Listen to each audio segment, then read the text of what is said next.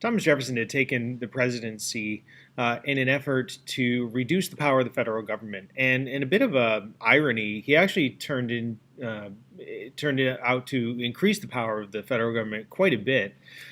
We can see that he had violated his own strict interpretation of the Constitution to purchase Louisiana, but the European War really did more to cause him to violate some of his core principles than the purchase of Louisiana did.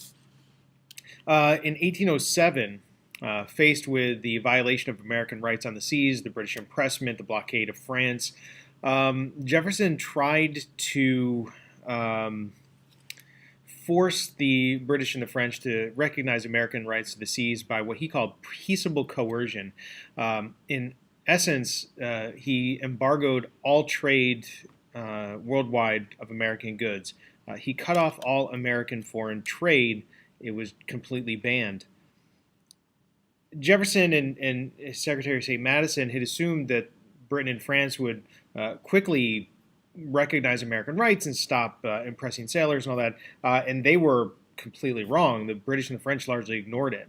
And then they kept violating rights, refusing to lift the blockade, still impressing soldiers and such.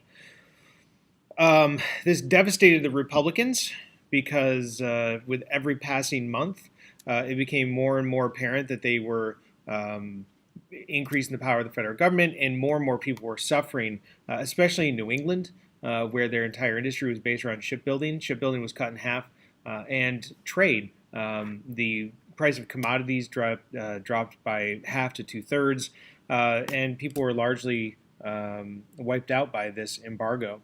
In fact, Jefferson became known in some areas, especially in New England, as a great tyrant. This was the man that was trying to fight tyranny and wrote the Declaration of Independence. Essentially, the United States was using its own warships to blockade American ports. And in fact, Jefferson, who was afraid of a standing military because it would lead to tyranny, was now using the Navy to blockade American ports and actively called out the New York militia to stop smuggling across the Canadian border. This all ended the day just after Jefferson left office in 1809.